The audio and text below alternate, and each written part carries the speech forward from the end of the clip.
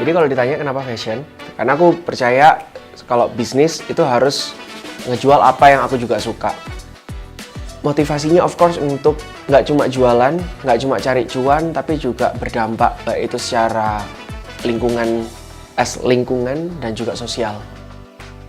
FYI itu di teknik industrinya Telkom University, zamanku dulu ya, gitu. Itu strict banget sih. Telat 1 menit aja, udah harus ngulang. Kalau kita ngomongin soal bisnis, yang aku pelajari sejauh ini, jangan tergiur sama apa yang ada di sosial media.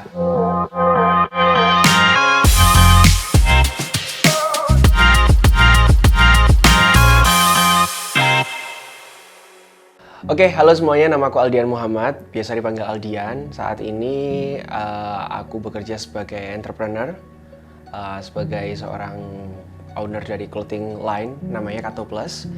And then selain itu aku sekarang juga bekerja sebagai dosen di bidang International Business Management dan juga seorang sport enthusiast. Aku adalah salah satu alumni dari Telkom University jurusan Teknik Industri tahun 2015. Jadi kalau ditanya kenapa fashion, waktu skripsi 2019 itu aku udah mulai tahu kalau ternyata kayaknya nggak cocok deh disuruh kerja ikut orang istilahnya, karena sebelumnya kan ada magang. Kemudian aku mikir ini harus bisnis sih, tapi bisnis apa ya yang kira-kira nggak cuma ada marketnya tapi aku pun enjoy. Karena aku percaya kalau bisnis itu harus ngejual apa yang aku juga suka. Turns out aku ngerasa memang pada saat itu aku juga sudah mulai menjadi seorang content creator di bidang fashion and lifestyle. Jadi yaudahlah, kenapa nggak dicoba aja, gas. Akhirnya sambil skripsi, sambil cari bahan di Bandung, dan alhamdulillah berjalan cukup baik sampai saat ini. Kato Plus mulai 2019 sampai sekarang 2025, dan alhamdulillah saat ini Kato Plus udah ada di Ubud, ada di Yogyakarta juga dan di Malang untuk stokisnya. Selain itu kita juga ada di online. Kalau perjalanan lucunya mungkin bisa dibilang ya pada saat itu ya waktu kuliah, gimana hektiknya memulai sebuah bisnis tapi at the same time juga sambil harus ngerjain skripsi, itu jujur challenging, tapi itu jadi memori yang nggak bakal tak lupain sih. Jadi Kato Plus itu sebenarnya adalah clothing line yang aku bikin. Memang awalnya motivasinya of course untuk nggak cuma jualan, nggak cuma cari cuan, tapi juga berdampak, baik itu secara lingkungan dan juga sosial. Pada tahun 2022, waktu COVID itu kita sempat kolaborasi sama salah satu NGO. Kita berhasil menanam 394 bibit mangrove di daerah Semarang dengan melibatkan customer kita juga. Jadi setiap satu baju yang terjual, customer berarti sudah ikut menanam 1 bibit. Jadi modal bibit itu dan perawatannya itu yang modalin adalah customer kita sendiri. Jadi saya kepingin terus memberikan impact yang baik ke lingkungan, bahkan sampai saat ini pun produksinya Kato Plus itu tetap memanfaatkan, tetap memberdayakan orang-orang di area saya tinggal di Kota Malang. Resource memang kain dan material yang lain dari luar kota, tapi untuk craftsmanship-nya kita full dengan kerjasama orang lokal. Kalau kita ngomongin soal bisnis, yang aku pelajari sejauh ini adalah jangan tergiur sama apa yang ada di sosial media. Sometimes Gen Z dan generasi yang terbaru saat ini, mungkin saya juga termasuk ya, gen milenial ini adalah kita suka kepingin cepat kaya. Boleh nggak sih kita pingin wealthy in life? Of course, boleh banget. Tapi apakah prosesnya harus secepat itu? Menurut saya enggak. Karena justru ketika kita punya mindset yang seperti itu, jadinya kita lupa bahwa ada banyak aspek di dunia ini yang nggak cuma uang, ada aspek sosialnya, ada empati yang harus dibangun dengan customer dan juga partner kerja kita. Dan itu semua nggak bisa dalam waktu cepat gitu loh. Itu semua nggak bisa instan. Jadi mindset dulu sih kalau menurut aku sesuatu hal yang paling penting. Dan of course kalau udah mindset terbentuk baik, mulai dari emotion, mulai dari motivasinya kemana, brand mau dibawa kemana, semuanya akan lebih terstruktur, gitu sih. Pengalaman paling relevan kuliah di Telkom University adalah waktu zaman praktikum. FYI, itu di teknik industrinya Telkom University, zamanku dulu ya, gitu. Itu strict banget sih. Misalnya harus mulai praktikum jam 6 pagi, ya jam 6 itu sudah harus di depan kelas, nggak boleh telat. Telat 1 menit aja, udah harus ngulang. Kalau dulu seperti itu sih, gitu. Aku nggak tahu yang sekarang kayak gimana. Tapi dari semua yang aku pelajarin selama kuliah di sana, justru pembelajaran soft skill ini yang paling ngena di aku. Karena ternyata iya ya, kalau hidup itu harus on time. On time itu nggak cuma disiplin, ngajarin disiplin ke diri sendiri, tapi juga menghargai orang lain yang udah bekerja sama kita, siap duluan. Jadi kayak kalau orang udah siap, ya kita juga harus udah siap sesuai janjiannya aja gitu loh. Ternyata itu kebawa banget sih value-nya sampai sekarang. Bu Endang sih jujur yang paling berkesan. Bu Endang Kumedia, beliau juga dosen pembimbing waktu skripsi. Itu pengalamannya banyak banget sih. Dengan beliau banyak diajarin hal baru, banyak diajarin soal kedisiplinan lagi juga. Pokoknya seru lah, tapi dengan beliau berkesan banget. Wah, kalau ngomongin IOSBC ini bakal lama banget, bakal jadi core memory aku selama kuliah. Karena dari sekian banyak organisasi, kepanitiaan di Telkom University, menurutku ini yang paling worth it buat diikutin. Kenapa? Koneksinya dapat, networkingnya dapat, pengalamannya juga dapat banget. So, di sana aku ketemu dengan berbagai macam orang, aku ketemu dengan berbagai opportunity. Sempet juga berkat IOSBC, aku bisa ikut semacam summer course waktu itu di Jepang, di Kumamoto University.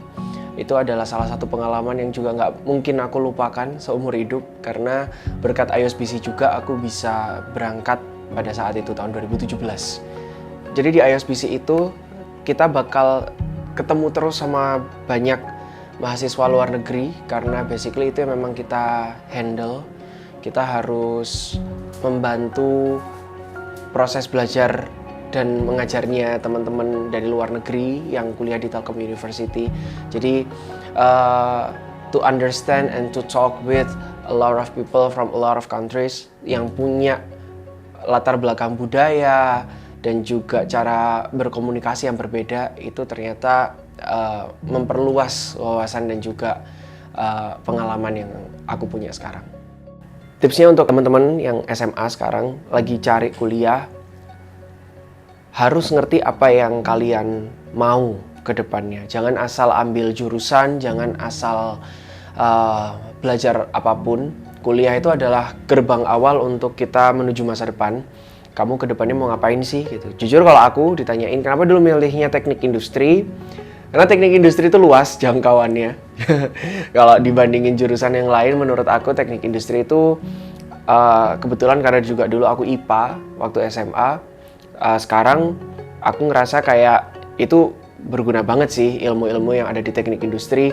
Mau aku jadi entrepreneur, mau aku kerja misalnya di pabrik, semuanya ada di keilmuannya teknik industri. Jadi itu aku, versinya aku. Jadi kalau teman-teman SMA sekarang ngeliat ini, coba tanya sama diri kalian, ke depan aku mau ngapain sih?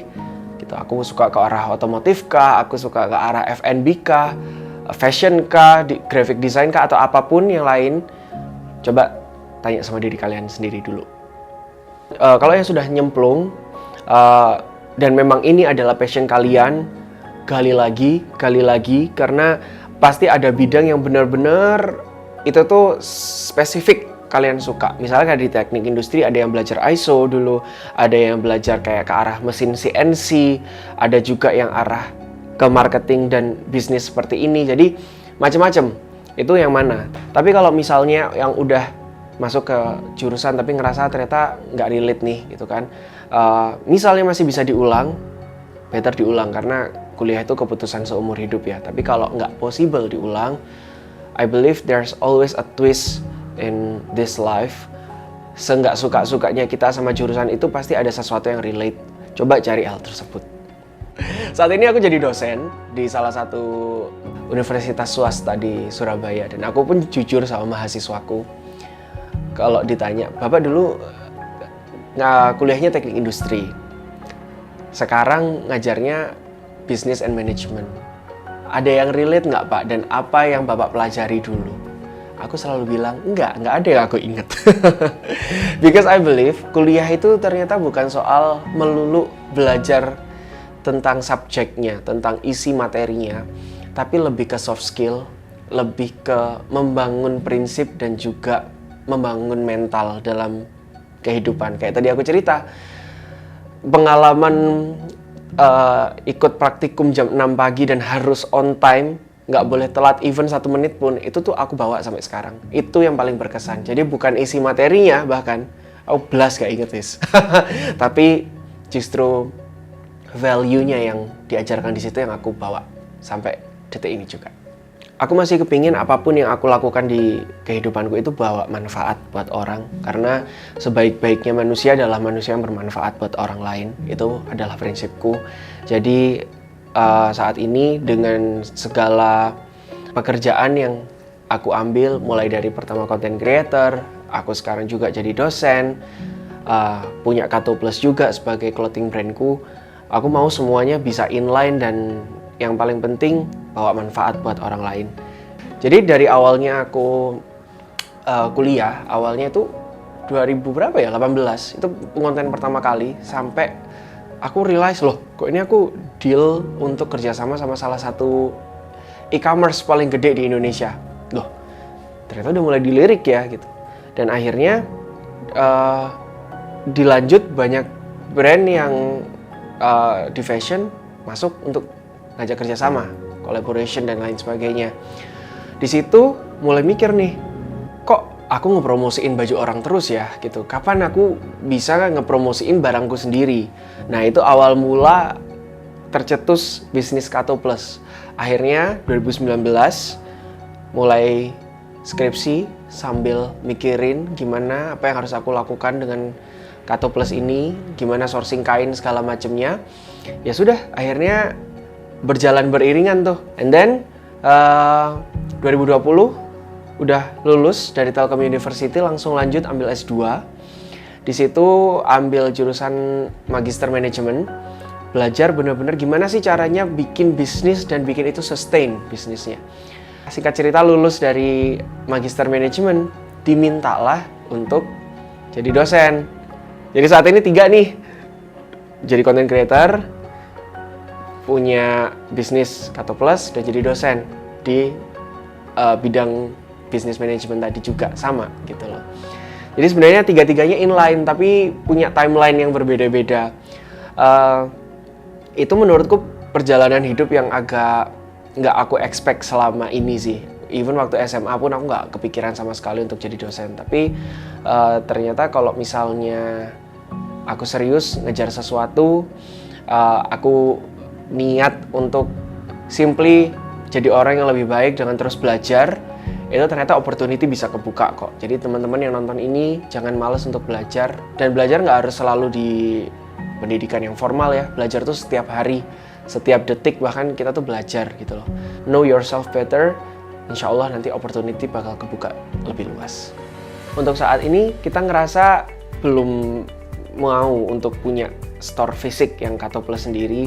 Karena dari akunya sendiri juga itu sebagai content creator tadi, my first job sebenarnya itu ngebikin aku harus mobile kemana-mana gitu. Sampai detik ini pun bahkan aku hidupnya mobile antara di Malang sama di Surabaya.